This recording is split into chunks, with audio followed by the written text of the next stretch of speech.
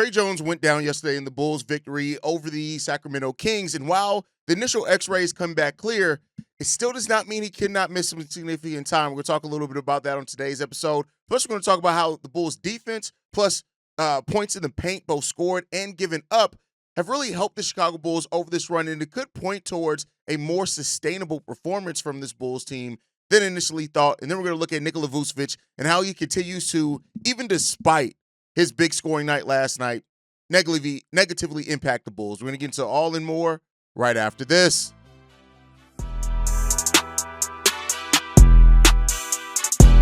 You are now tuned in to Chicago Bulls Central, your number one place for all Chicago Bulls news and content.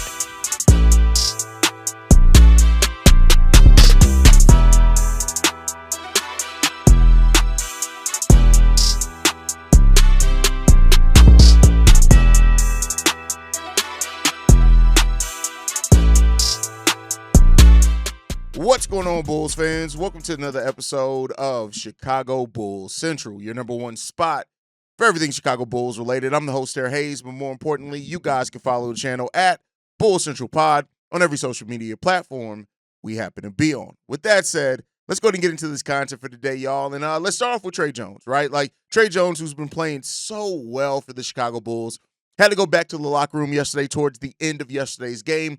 And per Casey Johnson, the next race came back negative, and he suffered what they're calling a left midfoot sprain. Now, when you hear that, it could sound like, all right, but bet he's in the clear.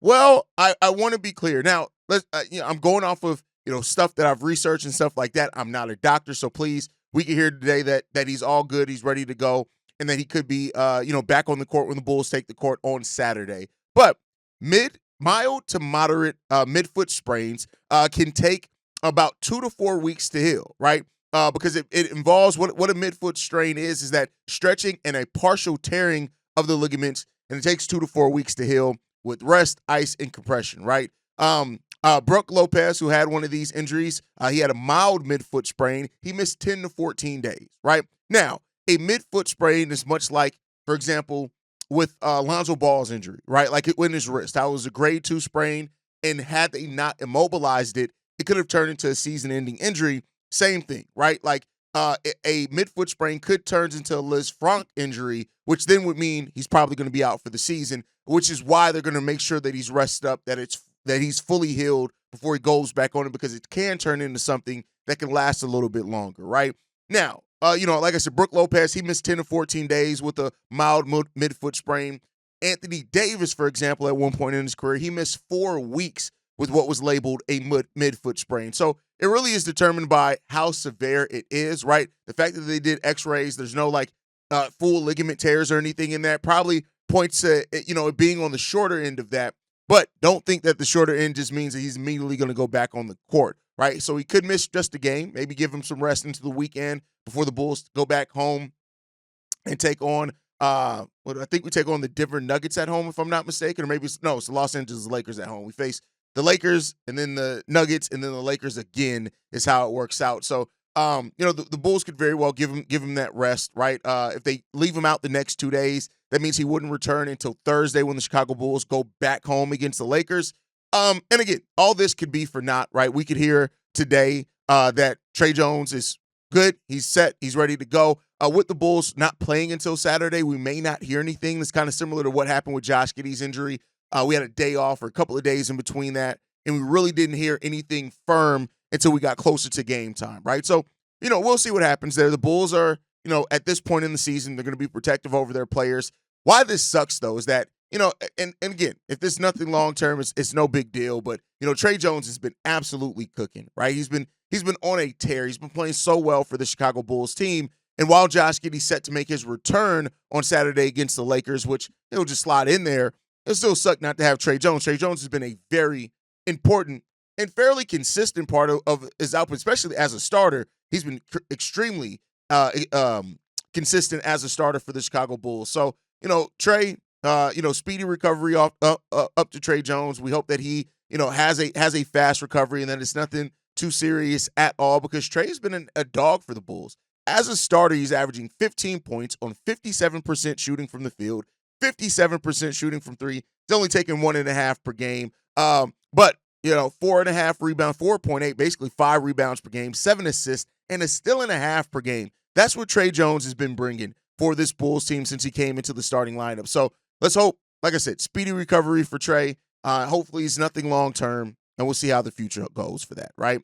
But with that said, moving on from injury stuff, let's get into some basketball talk, right? I'm gonna throw some numbers at you, but we're gonna flesh them out. We're gonna explain them a little bit, right? But the Bulls, we've talked about the Bulls' improved defense, right? Basically a top 10 defense in the league since the All-Star break. I think that's dropped a little. I think they're around 11th right now in the league since the All-Star break, and it's been evident the effort that the Bulls have given on both sides of the ball has been clear. And I'm talking about total team contributions, right? Giddey's probably having one of his best defensive stretches when he's been playing, right? Of course, he's missed 4 games initially, then 1 game last night. And so, but since the All-Star break, where the Bulls have really improved at, right, is that they have averaged 55.2 points in the paint, which is 5th in the NBA, right? Prior to the All-Star break, that number since the All-Star break. So we've averaged 55.2 points in the paint since the All-Star break. Prior to the All-Star break, it was 48 points, which was 16th in the league, right? So we've gone up from 16th, from the bottom half into the top 5 as far as scoring in the paint teams in the league, right? What does that do and why that's important, right? For people who don't want the numbers, they want the results, right? That puts pressure on the defense, right? And especially now that we've moved on from being a team that shoots a huge number of threes, right? You look at us taking well over 33 pointers per game, sometimes even 40. We've had more 40 3-point attempt games this season than what we've had in the entire history of the Chicago Bulls existence, which is crazy, right? But, now that we've gone from that to being a team that's kind of more now trying to attack from the inside out, that collapses defense. That's why you see players like Josh Giddey, Kobe White, they've gotten to the free throw line, basically double what their career averages is, more in case for like Kobe, right, since the All-Star break, almost 6 free throw attempts per game. He averaged for his career 2.3. So that's over than doubled in that time, right? And that's easy shots, right? So that's something it's just going to make the game of basketball easier for you, right? The Bulls are still taking a lot of threes, make no mistake about it, but they're doing it now in a way where, because you're collapsing the defense first, it's putting pressure, and the teams have to guard you at all 3 levels, right? And a player like Kobe, that's part of the reason why you're seeing him in this historic run that he's doing for his career, right? 11 games straight, over 20 points per game, 35-point game last night. That's why Josh Giddey's scoring has seen an uptick, because he's not settling for bad shots. He's getting to the paint, getting to the rim, finishing around the rim. But then again, he is hitting the 3-ball well at times as well also. So when you attack more in the paint, it allows kind of a more natural flow to the game, right? And then on top of that, the Bulls, what they're doing is, because they don't have like the DeMar DeRozans and the Zach LaVines, the safety nets offensively anymore, it's also creating opportunities for everybody to be involved, right? Because if you dive, the point guard's gonna catch you, right? Because you got Giddey, you got Tre Jones, right? You got Kobe, who creates off driving, right? Not at the same level of Tre and Josh Giddey, but he's there. He's creating, right? So I think that's a huge factor for this Bulls team right now, is that points in the paint, right? The fact that they are getting that at a much higher rate. But it also contributes to the defensive end, right? The Bulls are giving up 48.4 points in the paint, which is 17th in the NBA, still in the bottom half of the league. But keep in mind, the Bulls were dead last pre-All-Star break in points given up in the paint. We were giving up 56 points in the paint. Like I said, dead last in the league. So we've chopped that down by 8 points. We're giving up 8 points less in the paint per game. But another efficient way, right? The Bulls are giving up 15.9 points off turnover per game, which is 8th best in the NBA. Prior to the All-Star break, we were 10th worst in the NBA, right? So again, a little bit of an uptick there, but an uptick nonetheless. The Bulls are really stepping up in ways, and the reason why I point those areas out is because those are the efficient scoring nights, right? That's how the Bulls' offense is being so easily efficient, and the defense is because we're limiting what is typically easy points for opposing teams, while we're also scoring in that better ourselves as well in this league, right? So that's a really good thing that the Bulls are doing. Now, the Bulls aren't scoring off turnovers as much, right? They're still towards the bottom half of the league as far as points scored off turnovers. But when you're efficient in those other places, especially in points in the paint, you're able to withstand that a little bit more. So the Bulls are really getting it done, man, and they're playing really well over this time. They have the 11th best record in the NBA post All-Star break as well. So, take that for what you will. And they're 8-7 post All-Star break, almost a 500 team.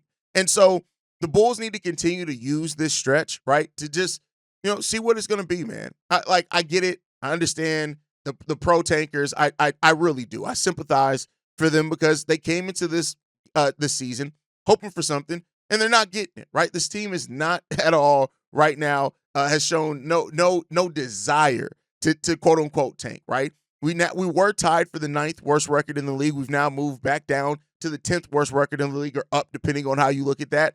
So our lottery odds are back to that 13.9% chance at the top 4 pick and a 3% chance at the number 1 overall pick. So just a heads up there, right? So listen, with Josh Giddey coming back, right, and he's healthy. They did leave him out last game as a precautionary measure. We'll see if he ends up starting, especially with Tre Jones, potentially missing Saturday's game. Again, we'll see what happens with that. But the way that the Bulls are going about their business right now, right, the way that they're playing the game of basketball, you're seeing a much more connected team. And I think you saw that last night as well, right? Like the Bulls and teams prior and seasons prior would have given up at points last night, right? The big runs that the Kings went on, the Bulls responded with big runs, those type of things. And I think we're starting to see a team that is just really, it's found its way. I keep talking about it as if it's not in our face, and I think that's kind of my own self trying to protect myself from getting excited over this run, right? But the Bulls have absolutely been playing extremely well, and they've made these games interesting. They make these games fun to watch. And while, listen, coming into the season, of course, the pick was top 10 protected. I wanted the Bulls to do everything in their power to keep that pick. And they did everything in their power to keep that pick by trading Zach LaVine and making sure they got the protections back off that pick because they traded it, right? Because now they've gotten it back. So now they own their own future. And, that part of owning your own future, like now, right, with the Bulls having the 10th worst record in the league, they'd be if any team jumps into that lottery, they'd be on the precipice of losing that pick. Now, with the way things have gone for the Bulls, they don't have to worry about that. Now, you have a different worry now, of course, wondering, all right, what and where are we going to get our talent from going forth? But I tell you what, we got talent on this team. And while, I'm not looking at this talent, I'm not disillusioned enough or too caught up in the excitement enough to think that this Bulls team has some team that's going to go on a deep, which, by the way, right? Somebody and they tagged me in it. It was one of those stat muse, those muse pages, tagged me in something saying that the Bulls have a 50-50 chance to upset the Cleveland Cavaliers in the first round playoff exit. Shut up. Like, just please shut up. Like I mean this so wholeheartedly. Stop it. Stop the cocaine. Lay off. But yeah, nonetheless, outside of that, this team it's playing good basketball, man. And I've just noticed something as well that over this time is that there are so many quote-unquote Bulls fans that all they do is box score watch. They don't really watch games. They're not really heavily invested in the games. And they end up like saying dumb shit. And I say this, like I call them the box score baddies. That's what I call them, right? Because they're so sassy over a game that they don't really watch consistently, right? They don't watch Bulls games consistently. They look at a box score, they try to form an opinion based off that, and then they end up talking and look stupid. Right? That's just what it comes down to. They look very stupid. Right? And so, you hear things, of course, but the Bulls are beating below 500 teams. We're a below 500 team. So you mean to tell me that we're beating teams that are in our same level of competition? Okay, cool. Right now, I'll say this as well. Anybody who is taking this run and thinking that this Bulls team is all of a sudden some team that can go on a playoff run for the few people in that world that exist, that's stupid too, right? But, this team is beating teams that it's the same level of competition. And we'll see, right? Even teams like the Phoenix Suns and the Sacramento Kings, right? While below 500, they play in the Western Conference. A Western Conference below 500 is very different from an Eastern Conference below 500. So you got to look at that. But overall, like this team is figuring some things out. And while, it's fun. You know what it just comes down to, right? It just comes down to enjoying watching your team play basketball. I think that's a huge part of this, right? Is enjoying watching your team play basketball and let go of what your preconceived notions and desires are and just watch it. Like I've said many times before in the rant I've had a couple of weeks ago, right? Like, it's about, to me, seeing these young players figure it out, right? And seeing a team that is giving the scrappy effort that matters. So, we'll see what the future holds. We'll break it all down in the offseason once we figure out where all the chips fall, and we'll deal with the damage there. We'll assess, and we'll see how the Bulls can get out of it. That's why I'm here giving draft analysis every single day, right? In the offseason, not now. But, giving that draft analysis. And like I said, we'll see where the chips fall, where they are, right? Guys who have kind of some weaker tournament games could end up playing off for the Chicago Bulls as well. And there's solid players all around here. And the Bulls have an opportunity, and we'll see what's going to happen there. But let me know what you guys think on all that, man. The Bulls improving on some of their weaknesses, and that's really been a theme here. They've strengthened up a lot of their weaknesses, and I, for one, really enjoy that, right? Like, and even you have this thing, and I wanted to talk about this. You have this rant from Tim Bontemps, right? And you guys know that was one of the first episodes where Teddy Roosevelt came out a couple of years ago with Tim Bontemps, and he said this: for the Bulls, there is salary cap flexibility coming in 2026, but none this summer. Alex Caruso, DeMar DeRozan, and Zach LaVine were traded away in the past several months, and only first-round pick that came back between all those deals was Chicago's previously dealt top 10 pick in June, one the Bulls were never in serious danger of losing. Well, I mean, dumbass, I hope that you see now, Tim Bontemps, that with the Bulls being 10th, they are at risk of losing that had they not traded it back. Now, am I still trying to say that they got the most illustrious trade package back for sending out those 3 players, which were all really good players for the team? No, I'm not saying that. But to say that the Bulls were never at risk for losing that pick just tells me that you're not really objectively looking at where it is. Now, to go further in this, they say this, or he says this: the Bulls are stuck in NBA purgatory. Having finished with somewhere between 22 and 46 wins in each of the last 10 seasons, in fairness, this is a place the franchise has spent a great deal of time since Michael Jordan's second retirement in 1998. By now, being a middle of the pack could be considered the status quo in Chicago, with the exception of a handful of seasons during the Derrick Rose's peak. And of course, the Bulls are only able to enjoy Rose's peak because they won the 2008 draft lottery despite just a 1.7% chance of doing so. Here's where people start getting into narratives. Let's not forget that the Bulls, even before Derrick Rose, were in the midst of 6 straight seasons of making the playoffs. 6, right? So to say that this team was not on the upwards trend is just incorrect. We had one down year with the Chicago Bulls, but, it is what it is. He finishes in saying this: it has been 10 years since the Bulls won a playoff series. It's hard to see that streak ending before the end of the decade. Stroke of luck in May would obviously be a big boost to that timeline. Tim Bontemps, one of his favorite things to do is shit on Chicago, right? Now, there are valid criticisms even in things like this. And yeah, the Bulls not winning a playoff series in 10 years is a valid criticism to where this team is. Very valid. Can't take that away from it. But to act like this team has not had other seasons and did not have young players that they can start building around, it's not as simple as flipping a switch and boom, you're winning playoff series. The Bulls got to figure out their way. And I understand that where we've been for the last decade has been mid. And we got to find a way out of that. And to do that, you need talent, right? But we'll see. For people who say that the Bulls were never at risk of losing their pick, I think you're missing the point here. But, that's my thought process. You guys can let me know how you feel down below. Last topic of the day before we get out of here. Nikola Vucevic, right? We got to talk about Vuce.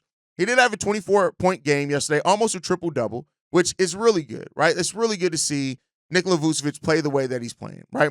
But since coming back, he's averaged 13 points, 7 rebounds, 2.6 assists on 27 minutes per game, right? Which is crazy to say. When you look at as well, the defensive rating with the Bulls on the team, right? Well, I mean, with Nikola Vucevic on the court, is 3.9 points per 100 possessions worse when he's on the court. The Bulls are a better team when he's on the court. That just is what it is.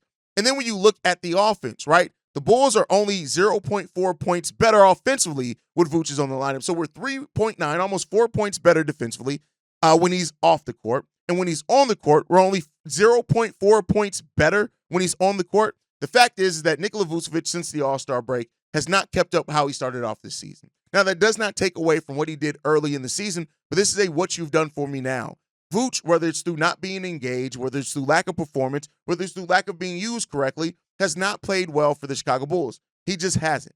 Now, how does that impact his trade value? That's going to remain to be seen. It really is determined by how teams view Nikola Vucevic. They're not just going to take, I've said it before, the Bulls can't take just a good stretch from Josh or Kobe to determine their contract. They have to look at everything. Teams aren't just looking at just the finish to the season on a player that could help them. They're looking at trends, what has happened over years, what has happened over time, what's happened over their career, right? They're looking at all those things. So, it is what it is when it comes down to Vuce. Yes, back-to-back 24-point games for Vuce is really good. Shout out to Vuce for being able to do that. It's really good. But overall, Vuce has the Bulls not trading him at the trade deadline could absolutely hurt them and bite them in the ass. We'll see what happens there. Overall, I hope that the Bulls find a resolution that makes sense for him, for Vuce, and for the team, and we'll see what the future does hold there. But you guys can let me know how you feel on all that down below. Make sure you guys are following the show at Bulls Central Pod. You can send us any feedback, questions, comments, concerns, bullscentralpod@gmail.com. Lastly, if you want to leave a text message and our voicemail for the mailbag, the number to do so, 773-270-2799. We're the number one spot for everything Chicago Bulls related, but that's thanks to you lovely and beautiful people. And like we like to end every episode on, go Bulls. Love you guys. See you ready for Ken, y'all. Peace. This has been a presentation of the Break Media.